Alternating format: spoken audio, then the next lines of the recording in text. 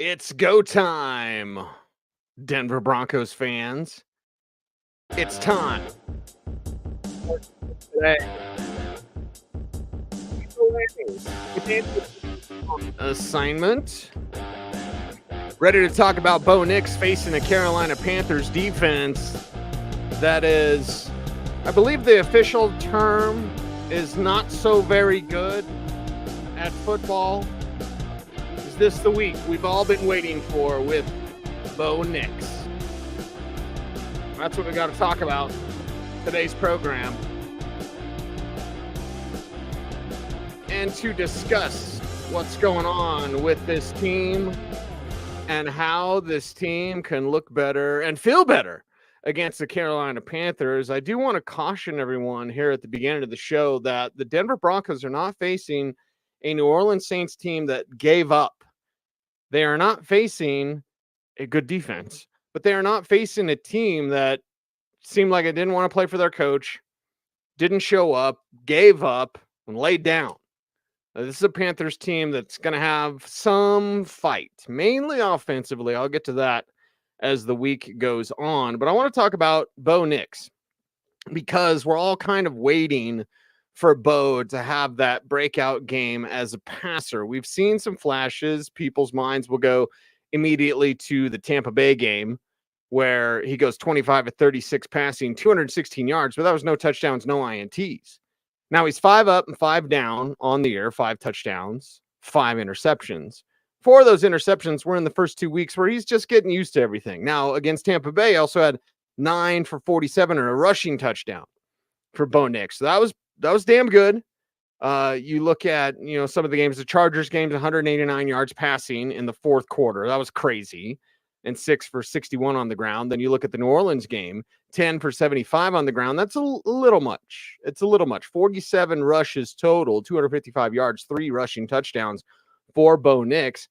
47 in 7 games. Yeah, I would rather have about 5 a game. So give me about 35 after 7 games. Don't make me do math, but that seems to be the right calculus for Bo Nix. Keep his feet part of it. Keep him involved as a runner, which I know they will. But, all right, is it time where it's time to see what's up with him, as Nate says, what up, as a passer? And I do believe it is, especially because Andy Dalton is not Spencer Rattler. Spencer Rattler is not good. And I'm so glad the Broncos didn't draft him. We don't need to talk about that. We need to talk about Bo Nix taking those steps and taking those strides as a passer. What does that look like?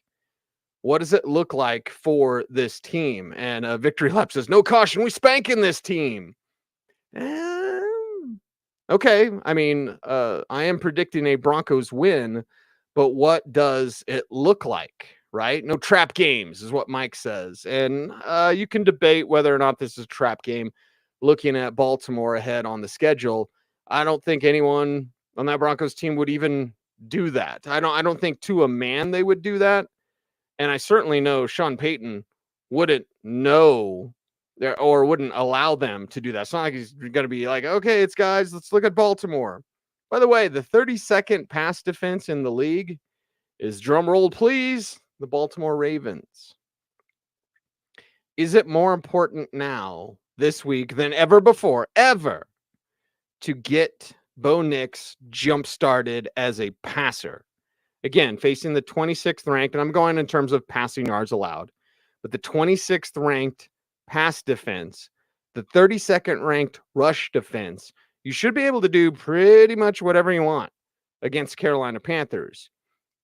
Because their offense can put up a little bit more of a fight, maybe not necessarily against Vance Joseph defense, this could be closer than the Saints game was. Now, 33-10, it wasn't even that close. If you want to say 24-10, something like that, or, 33-14, maybe something like that, garbage time touchdown at the end. But I don't think it's as simple as Carolina sucks, they're going to roll. New Orleans did. All the injuries, they have Spencer Rattler, he's not good. That was an easy game to call. This one is going to be a Broncos win, but it's going to be a little bit more complicated. And I'm not necessarily going to talk about style points. You can watch on our YouTube channel where Brandon Stokely talked about style points with Mike Evans. For me, It's more getting Bo ready for Baltimore. Baltimore is the 32nd pass defense in the league. Give up a lot of yards. And rush defense are in the middle of the pack. Just top of my head. I looked at it earlier today. Talked about it on Dover and Cecil. Here to talk about Bo Nix taking those strides and taking those steps as a passer. As a runner, we know it's there. And I need to see more of it. Actually, and honestly, you're going to see the Baltimore Ravens spy Bo Nix. Bo Nix can be a runner for one more week. And then when Baltimore comes around, they will spy him. What does that look like? How does he respond to that? That's the thing here. As everyone's got their prayers up for Mace, we certainly do appreciate that on this show. So to me, get Bo warmed up. As Mike says, get Bo warmed up this weekend. What does that look like? Slants and out and ups are what work against the Carolina Panthers. Now, slants are easy to connect. We actually saw some against the Saints. Need to see more of that, and I believe we can. And we need to see Courtland Sutton getting those. Sutton didn't have anything against the Saints. He doesn't care. He's about wins. He's about team. He's the ultimate team guy, and I appreciate that about Courtland Sutton. But you can run some quick slants. Quick slant games should work, especially as the Panthers will do their damnedest to stuff the run. They're going to stack the line to stuff the run. They're 32nd in the league out of 32 teams when it comes to rushing yards allowed. They're not good against the run. So they'll try to stack the line to stuff the run. It means outside, Court can do this from the X position. Easy pitch and catch with Bo. Make sure Garrett gets that pass rusher so his hands aren't down. Let the pass rusher go around you. Almost create the window between Powers and Bolles as you split that and let Bo make that easy slant throw, move the chains, but run the damn ball. They are terrible against the run. So this will set up play action passing. Now, Sean Payton did talk about it. I believe at his Monday conference call about, play action passing. If you're looking at PFF, we do it enough. Well, no, they don't. Maybe if they ran more plays, they would. Maybe if they actually ran the ball more, they would. But this is the time to get the ground game going, get the play action pass going, keep using RPO Bo.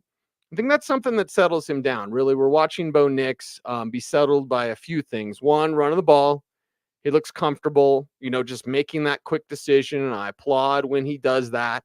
I want him to slide, Bobo, slide, not lower his shoulder and try to take on a defender. Don't want to see that at all. But as a player who can slide, who can pick up first downs, who can keep the chains moving as a runner, and I think that's important for the Denver Broncos moving forward. It's going to have to be part of his game now. As he gets further along in his pro career, it's going to have to be less and less and less. Right now, I'm fine with it. It's a results-based business. Just get out there and win. Doesn't have enough weapons around him. Get out there and win. Run the ball, I would say, again, another 200-yard day for the Broncos rushing attack as a whole. Javonte, a big part of that. Jaleel, a dash of that. Maybe some Blake Watson. I don't need to see Audric Estime. 9 carries and 2 fumbles lost. Not in a game, but on the season. Can't stay healthy, can't hang on to the ball. Sorry. Don't need to see you. Maybe they give him another chance. Maybe I don't. But if Carolina's a little bit close, let's say it's like 24-10. You don't want Estime in there. Okay, it's fourth quarter. Let's put Estime in. And then he coughs up the rock, and now it's 24-17. Don't give him any life. And let Bo Nix set him up to be, a passing phenom this week. I'm not going to say 300 and 3 touchdowns, but 250 and a couple of passing touchdowns would be real, real nice for Broncos country this week. And I believe it's there. Again, slant routes, real easy. Bolles, let your man go around, open up that gap, open up that passing window, much like they did for Drew Brees. They did that often for Drew Brees, just kind of let everyone go around. And Bo needs to step up. One of Bo's problems, besides his terrible feet, have been when he feels pressure, he'll see that guy coming around, and then he'll try to beat him to the outside on the same side. Or he'll run away to the other side, and sometimes run right into pressure from the right side of things. It's real simple. I say this because I don't have 300-pound men chasing me, trying to kill me on the football field. Guy comes around the edge, step up, fire. Courtland Sutton, slant route, touchdown Broncos. And then the out and ups, which will take a little bit more time because when you do slants, and I'm assuming you'll have one-on-one on the outside, and maybe, of course, watch where your safety help is at. If it's middle field open, 2 high safeties, you go into the middle of the field. That's what you should be doing with Lucas Kroll. And it just seems like Kroll has the momentum to continue to play and not Greg Dulcich. I'll know more tomorrow when I'm out there at in the locker room. I don't get to see practice. It's at the same time as my show. But I'll be in the locker room. I'll get a better idea, and I'll talk to some people that did watch practice. We don't get to see much, some stretching and some one-on-one stuff, little bit of like walkthrough type stuff. But anyway, so I look at Bo Nix with an out and up because a slant route's going to make you come up. It's the declaration of influence. You're doing slant routes all day. Defense is going to suck up, especially safety help. Then that slant route, slant on one side, out and up on the other. Because an out route is almost the opposite of the slant, although it's on the same side. If you do it from the Z position, then you're both going to the right. So slant here from the X, that's Courtland Sutton on the left. On the right, Devon Vele, out route. And then, out route, out and up. You got to do the Shanahan thing. You have to have echoes and rhymes to your playbook, to your game plan. And I feel that if you slant them up on the left with Sutton, boom, boom, boom, I want 10 catches for Courtland Sutton. Not even kidding. Don't think he'll get that. But if he can get to 7, I think that'd be real nice. I think that's right on the money for what this team needs to do against that team. And then on the other side, it's, I would say Vele. You could say it's Mims or Franklin or whatever. And I would like Franklin from the slot, but whatever. I'm not going to argue that. But just give me out routes. And again, it's shorter stuff. Bo Nix on the season, downfield 20 yards or more, explosive plays. He's a 31% passer. The league average is 35%. It's not a big deal. However, and as my man Reggie McDaniel always used to say, there's always a however in life. When Bo Nix throws past 5 yards, he's 41% passing. That's not good at all. So what's the book on Bo? The book on Bo is out. The book on Bo is he's going to throw some short stuff. He's going to take deep shots. He's number 4 in basically deep shots, right? He's also the best rookie quarterback in big-time throws. Although, as my buddy Mark texted me, shout out Mark in Hollywood, he said, what the hell's a big-time throw? Again, from PFF, who Sean Payton had a little something to say about them. So you're going to bait the Carolina defense because they're not good with 2 routes. And it's going to be a slant from the X, and it's going to be out from the Z, and then it's going to be an out and up. You run that about 3 times, it's successful, and then all of a sudden, that's not an out route. That's an out and up, boys.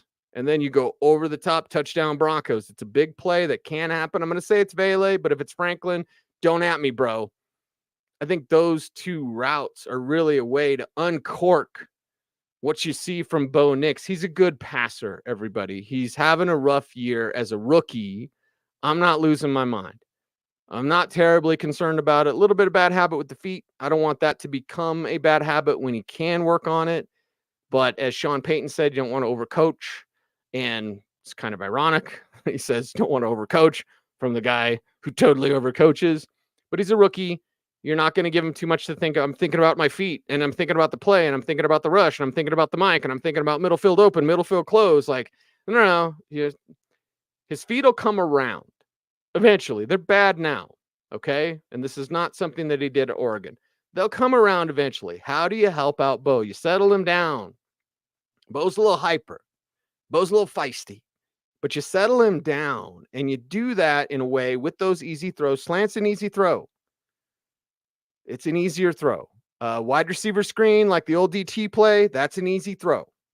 So set him up with some of these easier throws. An out route, it's one-on-one. Now, Vele doesn't yet understand leverage, an outside leverage or an inside leverage. It's basically, think of one-on-one basketball, where if you're right-handed, I'm going to take your right away from you. So I'm going to stick my left hand out as a defender, and I'm going to turn my hips to allow you the left side. I'm going to dare you to dribble left. Corners, it's the same thing. They'll show no leverage, their feet square to the line, or they'll show inside leverage, or they'll show outside leverage, assuming I'm a left corner.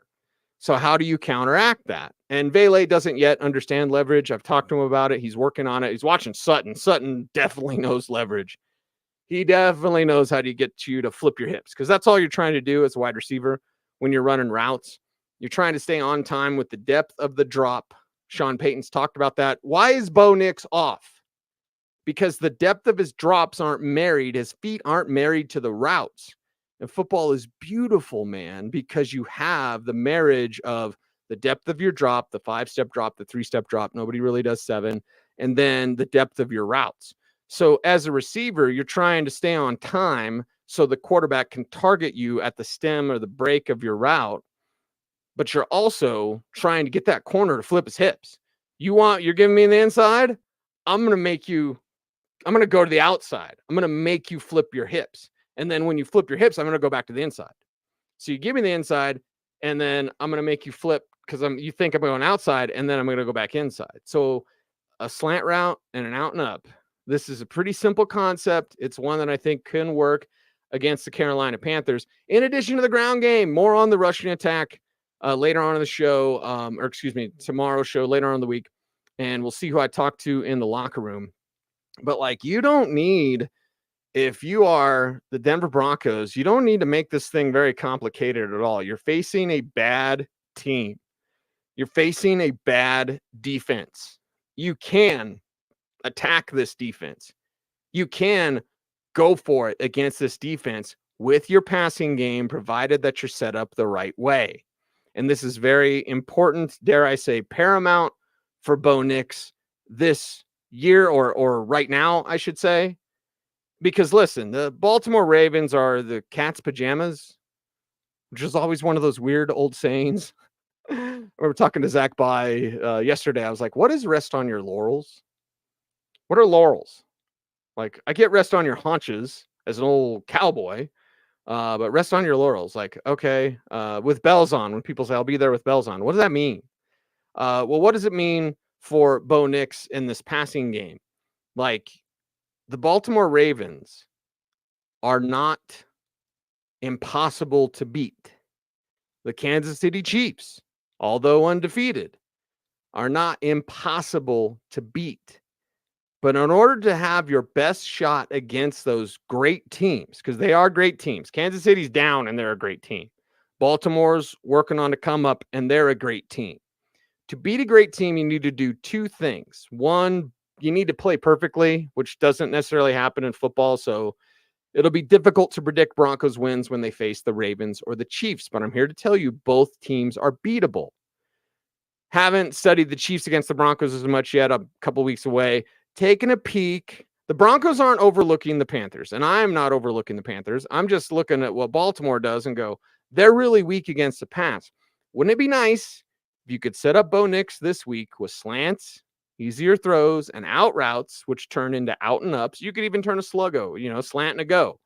Turn it into a sluggo route. So you technically have slants and outs that are sluggos, slant and go, and then out and up, that you can build off that if it echoes like a Shanahan system, if your first 15 are better, like Mike Shanahan.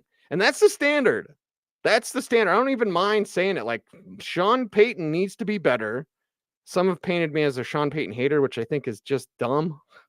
Sorry, it just is. We can question Sean Payton. We can question Bo Nix. It's okay. But it's I want Sean to be on point with those first 15 because I want Bo to be comfortable. I think when Bo makes that throw to either Lucas Kroll or Troy Franklin, I don't know. When he makes that throw that became a meme, how do you overthrow and underthrow a guy? A touchdown. How do you get fired on your day off? That's Bo Nix. That pass happened because I think he gets a little antsy, gets a little anxious. I see the touchdown. He sees 6 points. He knows it's coming. And then he sees Franklin, but then sees Kroll and then overthrows and underthrows on the same damn throw. So this is me just guessing. He's probably a little antsy in terms of wanting to make plays as a passer. Nobody is a harsher critic on Bo Nix than Bo Nix. And that's what I dig about that young man, because he's all about ball. He's not going to be running around, messing around in the streets or at the bar or anything like that. He's not going to be doing anything stupid. Bo Nix is about his faith, his family, and football in that order. And I dig that about that kid. I know he's not going to fail for lack of effort. So he's going to be hard on himself. He's going to try to get a little antsy because he knows he's a good passer. Damn it, Bo Nix is a great passer. He's not looking great right now. Why? I don't think Sean's setting him up the right way. Now, Sean did against New Orleans and Bo failed. Sean did early on. He talked about it. The reason they had to go to the ground game is because Bo missed some throws. They wanted to pass more, which I think it was a mistake, but whatever. It's just what Sean said. In this game against the 32nd ranked rush defense, should run the ball down their throat, set up play action passing, and perhaps those old bootlegs and rollouts, just like a little Jake Plummer action, perhaps those bootlegs and rollouts help settle him down, much like Jake Plummer back in the day. Easy pitch and catch. It's what, now against Tampa, it's what the Saints did with Spencer Rattler. They didn't have any time to do it against Denver because of the Broncos pass rush. Oh my God, Nick Bonito. Make it 6 in a row, Nick. Go get it, buddy. That'd be awesome. But it'd be awesome if Bo Nix kind of got off the schneid as a passer, right? Does he have his best game of the year against Carolina? Well, he should. Things get a little tougher. Things will get a little awfully physical when that calendar flips over to November, starting with the Baltimore Ravens on the road. But they're the 32nd ranked pass defense. Carolina's the 32nd ranked rush defense and the 26th against the pass. They're not good. Bo Nix can come out firing. Bo Nix can come out spreading the ball around. Get Sutton involved. Like I said, I want 10 catches. If you get 7, I'm going to be satiated. I'll be happy-ish. Use Lucas Kroll. Use Devon Vele. Troy Franklin on a deep shot or on an out and up. Marvin Mims on an out and up. There's ways to get Bo Nix really going this week. And now is the time. I haven't lost my mind in 7 games. It's been nice. Last year, it was not nice. When I do the post-game show and I'm getting an ulcer talking about the Broncos. And they're making me literally physically ill. Like puke in a trash can type of ill. Let's see what I got here. Oh, I love these old basketball trash cans. Anyway, like that's what it was last year. This year, not losing my mind. Totally patient with Bo. However, now that we're in the middle of the year, it's time to start seeing Bo do a little more. I'm not going to say 300 and 3 touchdowns. 250 and a couple touchdowns be real nice. 225 and a couple touchdowns, right? Let's not get crazy here. But just more from Bo every single week until the end of the season. And at the end of the season, in week 18 or the wild card round or the divisional round, I said today on Dover and Cecil, with this defense, they can hang with anybody. There's not many teams that could flat out boat race them because of that defense. So whenever their season is done, some would say the Super Bowl. Whenever the Broncos season is done, I want to be able to say Bo's the guy. 100%. Not like, well, and then, he's still, and he will have things to improve on. He's a flippin' rookie. But at the end of this year, let's just say the regular season, and the postseason is gravy, right? Total gravy. We get what you get. You love it in gravy. During the regular season, after 18 weeks and 17 games, I want to say Bo Nix is the guy. Yeah. He's got to work on this. Feet. Please, Bo, work on your feet. Please, Bo, work on your feet. I want to see that, but I want to say assuredly he's the guy. Broncos got their guy. Let's flip and go, right? Now is the time you need to see a little bit more from Bo. First 7 games, run around, a little hot here, a little flash here, a little throw to Sutton here, a little throw to Josh Reynolds here. Okay. And so many misconceptions. I could rant for another at least hour on this. But when I see people like, I haven't seen anything from Bo. We haven't been watching. I've seen no pro throws from Bo. You're not watching. There have been pro throws. Not enough. Not enough. There needs to be more.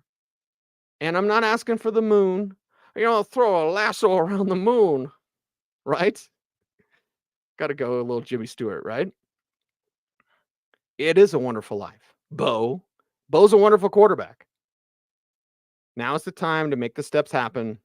He's against the defenses. The next 2 weeks, he's against weak pass defenses.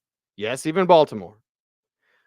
So help out your defense by playing better offense, especially when you play Baltimore.